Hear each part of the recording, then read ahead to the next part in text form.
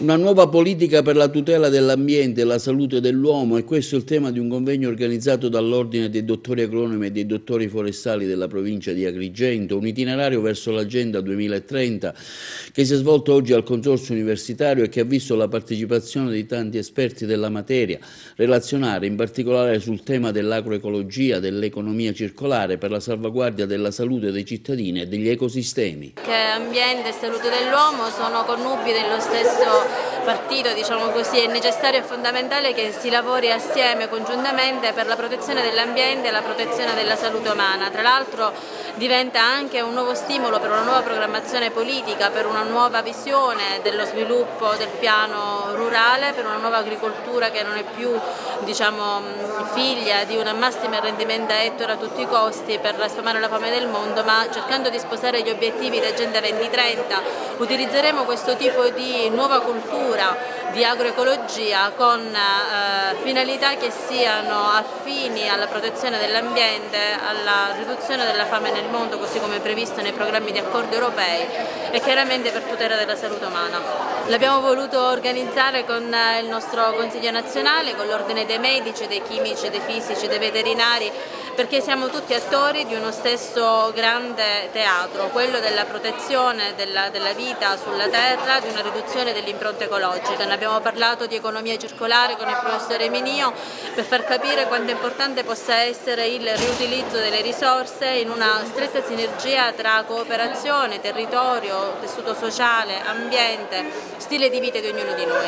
Abbiamo coinvolto le scuole proprio perché riteniamo che sia il futuro di domani. Parlare di sviluppo sostenibile e non farlo con gli attori giusti forse vale a poco. Ecco perché un piano di interazione anche con l'università per nuovi programmi, per nuovi centri di informazione, di ricerca e di studio, in cooperazione anche con il nostro ordine territoriale dei dottori agronomi e dei dottori forestali. Lei è tra i relatori che vede la partecipazione anche di tanti studenti. L'iniziativa è certamente positiva, l'Ordine dei dottori agronomi e forestali ha avuto un grandissimo merito, sollevare un problema, quello dell'economia circolare, quindi della salute, del benessere, che interessa non soltanto le professioni ma soprattutto i giovani. È un tema che deve essere sviluppato ulteriormente perché ha un ventaglio di attinenze, riguarda l'industria, riguarda l'agroalimentare, la tecnologia, le innovazioni, le nuove professioni, ma anche il ramo della finanza. La scelta agroecologica, un poco dettata dalle politiche comunitarie e dall'Agenda 2030 dell'ONU, è il tema su cui gli agronomi insistono. Su questo c'è l'agricoltura biologica. La Sicilia, che ha la più grande superficie d'Italia, ha investito su questo settore da 30 anni e soprattutto permette di coniugare la vocazione al mercato e la tutela dell'ambiente. Allora su questo i prossimi mesi saremo chiamati per valorizzare tutte le specificità territoriali, in maniera tale che tutti i territori sicili, dove c'è una grande varietà e diversità culturale e culturale, possano essere valorizzati al meglio delle proprie risorse.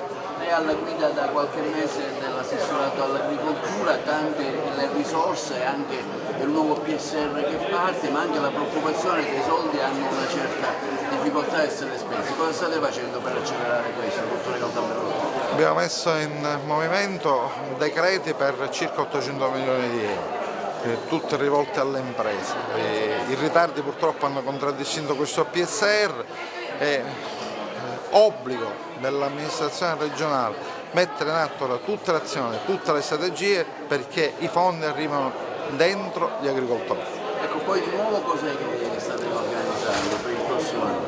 Di sicuro una continua valorizzazione dei territori, l'idea che la grande brand Sicilia, fatto di vini, di oli, di formaggi, di frutta, di tutta l'eccellenza agroalimentare siciliana, con una Sicilia naturalmente biologica, possa continuare non solo a occupare le tavole dei siciliani, ma le tavole di tutto il mondo.